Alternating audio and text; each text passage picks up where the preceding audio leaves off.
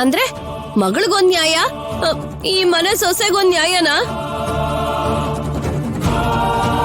ಅದೇನಾ ನಿಮ್ ದೊಡ್ಡತನ?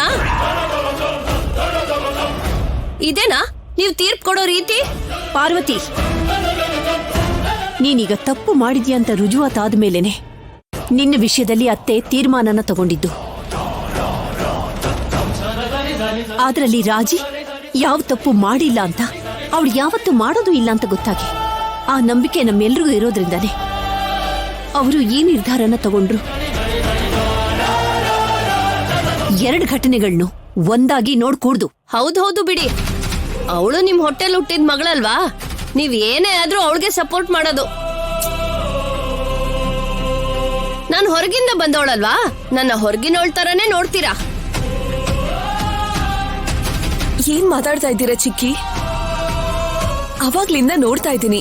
ಅಷ್ಟಕ್ಕೂ ರಾಜಲಕ್ಷ್ಮಿ ಬಗ್ಗೆ ನಿಜವಾಗ್ಲೂ ನೀವೊಬ್ರೇ ಇಷ್ಟೊಂದು ವಿರುದ್ಧವಾಗಿ ಮಾತಾಡ್ತಾ ಇರೋದು. ರಾಜಿ ದೇವಸ್ಥಾನದ ಬಾಗ್ಲು ತೆಗ್ದಾಗ ಎಲ್ಲರೂ ಕೈ ಎತ್ ಮುಗ್ದಿದ್ರು. ಇವತ್ತು ಆ ನಿಧಿ ಎಲ್ಲೋ ಮಿಸ್ ಆಗಿದೆ ಅಂತ ತಪ್ಪಾಗಿ ಅರ್ಥ ಮಾಡ್ಕೋತಿದ್ದೀರಾ. ಅವಳು ತಪ್ಪು ಮಾಡಿಲ್ಲ ಅಂತ ಗೊತ್ತಿದ್ರು ನಾವು ಅವಳಿಗೆ ಶಿಕ್ಷೆ ಕೊಟ್ರೆ ಅದು ಪಾಪ ಆಗುತ್ತೆ. ದೊಡ್ಡಪ್ಪನ ನಿರ್ಧಾರನ ನಾವು ತಪ್ಪು ಅಂತ ಹೇಳೋದಕ್ಕೆ ನಮ್ಗೆ ಯಾರಿಗೂ ಅಧಿಕಾರ ಇಲ್ಲ. ಓಹೋ, ಬೆಕ್ಕಗೆ ಇಲಿ ಸಾಕ್ಷಿನಾ? ಎಷ್ಟೇ ಆದ್ರೂ ತಂಗಿ ಅಲ್ವೇನಮ್ಮ, ಅನುಬಂಧ ಎಲ್ಲ ಎಲ್ಲೋಗುತ್ತೆ. ಅನುಬಂಧಗಳ ಬೆಲೆ ನಿಮಗ್ ಗೊತ್ತಿಲ್ಲ ಅಂತ ನಮ್ಮನ್ನು ನಿಮ್ ತರ ಇರಕ್ ಹೇಳಿದ್ರೆ ಹೇಗಾಗತ್ತೆ? ರಾಜಲಕ್ಷ್ಮಿ ಮಾವ ತೋರ್ಸಿರುವಂತ ದಾರಿಯಲ್ಲಿ ನಡೀತಿದ್ದಾಳೆ. ಖಂಡಿತವಾಗ್ಲೂ ನಿಜವಾದ ಕಳ್ಳರು ಸಿಕ್ಕೇ ಸಿಗ್ತಾರೆ. ಅದು ಅರ್ಥ ಆಗೋರಿಗೆ ಹೇಳಿದ್ರೆ ಅರ್ಥ ಆಗತ್ತೆ ಕಣ. ಬೆರಳನ್ನ ತೋರಿಸಿ ಮಾತಾಡ್ಬೇಕು ಅಂತ ಒಂಟಿ ಕಾಲಲ್ಲಿ ನಿಂತಿರೋರ್ಗೆ ಏನ್ ಹೇಳಿದ್ರು ಅರ್ಥ ಆಗಲ್ಲ ಕಣ. ನೋಡಮ್ಮ ಪಾರ್ವತಿ, ನೀನ್ ಮನೆ ಕೆಲಸ ಎಲ್ಲ ಮಾಡ್ತೀಯ ಅಂತ ನಮ್ಗೆ ಯಾರಿಗೂ ಇಲ್ಲಿ ಖುಷಿ ಇಲ್ಲಮ್ಮ. ನೀನು ಬದಲಾಗ್ಬೇಕು ಅಂತ ನಾವು ಮನಸ್ಪೂರ್ವಕವಾಗಿ ಕೇಳ್ಕೊತಾ ಇದ್ದೀವಿ. ಆ ದಿನ ಬೇಗ ಬರ್ಲಿ ಅಂತ ಕೇಳ್ಕೊತಾ ಇದ್ದೀವಿ. ಧರ್ಮದ ಮುಂದೆ ನಾನು ಯಾವುದೇ ಥರದ ಭೇದ ಭಾವ ನೋಡೋದಿಲ್ಲ. ನೀತಿ ನ್ಯಾಯ ಮಾತ್ರ ನೋಡ್ತೀನಿ ಪಾರ್ವತಿ. ರಾಜಲಕ್ಷ್ಮಿ ನನ್ನ ಮಗಳಾಗಿರೋದಕ್ಕೆ ನಾನು ಅವಳಿಗೆ ಅವಕಾಶ ಕೊಡ್ಲಿಲ್ಲ. ಅವಳು ಯಾವ ತಪ್ಪು ಮಾಡಿಲ್ಲ, ಅದಕ್ಕೆ ಕೊಟ್ಟೆ. 100 ದಿನದ ಒಳಗೆ ನನ್ನ ನಂಬಿಕೆ ನಿಜ ಆಗುತ್ತೆ ಅಂತ ನಾನು ನಂಬ್ತಿದ್ದೀನಿ.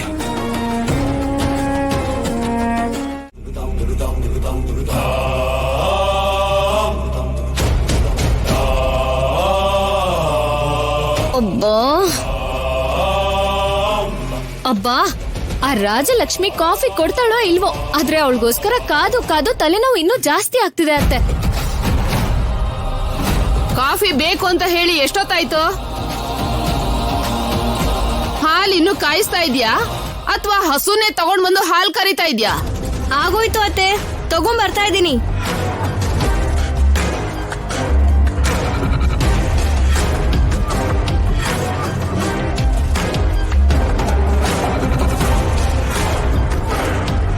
ಇಡ್ಲಿಗೆ ಅಕ್ಕಿ ಎಲ್ಲ ನೆನ್ಸಿದ್ಯಾ? ನೆನ್ಸಿದ್ದೀನಿ ಅತ್ತೆ.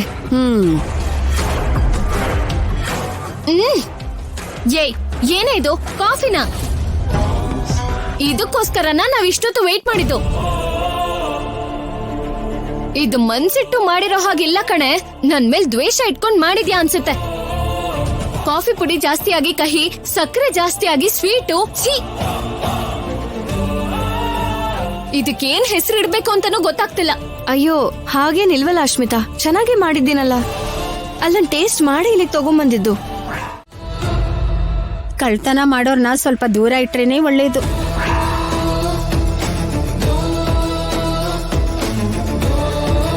ಅದು ಅಲ್ಲದೆ ನಮ್ಮನೇಲಿ ತುಂಬಾ ಬೆಲೆ ಬಾಳೋ ವಸ್ತುಗಳಿವೆ. ಹೌದೌದು, ನಿಮ್ ಮನೇಲಿ ಗಟ್ಟಿ ಗಟ್ಟಿ ಬಂಗಾರ, ಬೆಳ್ಳಿ ಗ್ಲಾಸ್ಗಳು ಮತ್ತೆ ಬೇರೆ ಬೇರೆ ಪಾತ್ರೆಗಳು ಎಲ್ಲ ಬೆಳ್ಳಿ ಬಂಗಾರ. ಅಬ್ಬಾ, ನಿಮ್ ಮನೆ ಬರೀ ನಿಧಿಯಿಂದನೇ ಕೂಡ್ಕೊಂಡಿದೆ ಅಲ್ವಾ? ನಿಮ್ ಮನೇಲಿ ಎಷ್ಟು ಬೆಲೆ ಬಾಳೋ ವಸ್ತುಗಳಿದಾವೆ ಅಂತ ನಮಗ್ ಗೊತ್ತು. ನಮ್ಮ ಅಮ್ಮನ್ನ ಬರಕ್ ಹೇಳಿದ್ರಿ ಅಲ್ವಾ, ಬರ್ತಾರೆ. ಫಸ್ಟ್ ನೀವು ಮನೆಗೆ ಹೊಡಿ. ಮನೆಗ್ ಬಂದವ್ರ ಹತ್ರ ಹೀಗ ಮಾತಾಡೋದು? ಮೊದ್ಲು ಮನೇಲಿರೋರ ಹತ್ರ ಸರಿಯಾಗಿ ಮಾತಾಡಮ್ಮ, ಆಮೇಲೆ ಮನೆಗ್ ಬರೋರ್ ಬಗ್ಗೆ ಯೋಚನೆ ಮಾಡುವಂತೆ.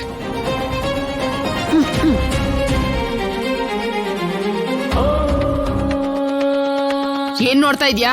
ಹೋಗ್ ಕೆಲ್ಸ ನೋಡು.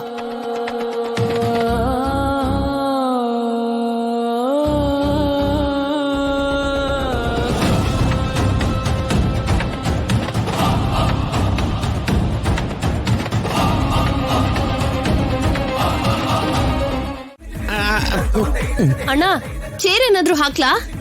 ಬೇಡಮ್ಮ ಬೇಡ, ನಾನ್ ಕೂತ್ಕೊಳ್ಳಲ್ಲ. ನಾನ್ ಹಿಂಗೇ ಚೆನ್ನಾಗಿದ್ದೀನಿ. ಏನಾಯ್ತಣ್ಣ ಹಾಗೆ ಬಗ್ಗಿ ಬಗ್ಗಿ ನಮಸ್ಕಾರ ಮಾಡ್ತಿದ್ದೀರಾ? ಏನು ಇಲ್ಲ ಅಂತ ಹೇಳ್ತಿದ್ನಲ್ಲಮ್ಮ, ಇದು ಹೇಳ್ಕೊಳಕ್ ಆಗದಿರೋ ಸಮಸ್ಯೆ ಕಣಮ್ಮ. ಅಣ್ಣ ನನ್ನ ಹತ್ರನೂ ಹೇಳ್ಕೊಳ್ದಿರೋ ಅಂತ ಸಮಸ್ಯೆನಾ? ಹೌದು, ನಿನ್ನ ಹತ್ರನೇ ಹೇಳೋಕಾಗ್ದಿರೋ ಸಮಸ್ಯೆ ಇದು. ನಿನ್ನ ಹತ್ರನೇ ನಾನ್ ಹೇಳಲ್ಲ ಅಂತ ಹೇಳ್ತಾ ಇದ್ನಲ್ಲಮ್ಮ, ಮತ್ತೆ ಯಾಕೆ ಇಲ್ಲಿ ನಿಂತಿದ್ದೀರಾ? ಹೋಗಿ ಕೆಲಸ ನೋಡಿ, ಹೋಗಿ. ಅವ್ವ. ಏನು ಆ? ಏನಾಯ್ತು? ಏನಮ್ಮ ಏನು? ಯಾಕೆ ಆತರ ನೋಡ್ತಾ ಇದ್ದೀರಾ? ಏನಾಯ್ತಣ್ಣ? ಅಬ್ಬಾ ಪಾರ್ವತಿ, ಅಲ್ಲೇ ಹೊಡೆದ್ಬಿಟ್ಟಿ ಅಲ್ಲೇ. ನೀನ್ ಕೂಡ ನಿನ್ನ ಅಮ್ಮನ ತರನೇ ಕಣೆ. ಸುಮ್ನೆ ಹೀಗಂದೆ. ಪಾರ್ವತಿ, ಇದೇನೋ ದೊಡ್ಡ ಸಮಸ್ಯೆನೇ ಆಗಿದೆ ಅನ್ಸತ್ತೆ. ನನಗ ಆ ತರದೇನು ಆಗಿಲ್ಲ. ಮೊದ್ಲು ನೀವು ಇಲ್ಲಿಂದ ಹೊರಟ್ಬಿಡಿ, ಹೋಗಿ ನಿಮ್ ಕೆಲ್ಸ ನೋಡ್ಕೊಳ್ಳಿ, ಹೋಗಿ. ಏನೋ ಮಗನ್ ತರ ಅಂತ ಹೇಳ್ದೆ, ಯಾಕಷ್ಟೊಂದ್ ಕೋಪ? ನಿನ್ ಪುತ್ರವಾತ್ಸಲ್ಯಕ್ಕೆ ನನ್ನೊಂದು ದೊಡ್ಡ ನಮಸ್ಕಾರ ತಾಯಿ. ದಯವಿಟ್ಟು ಇಲ್ಲಿಂದ ಹೊರಡು ಹೊರಡು ಹೊರಡು ಹೊರಡು. ಆಯ್ತು ಬಿಡು. ನಿಮ್ಗಿಂತ ಚಿಕ್ಕವಳು ನಾನು, ನೀವ್ ಹೀಗ್ ಬಗ್ಗಿ ಬಗ್ಗಿ ನಮಸ್ಕಾರ ಮಾಡ್ತಿದ್ರೆ ಚೆನ್ನಾಗಿರಲ್ಲ ಅಂತ ಹಾಗೆ ಕೇಳ್ದೆ, ಅದಕ್ಕೆ ಕೋಪ ಮಾಡ್ಕೋತೀರಾ?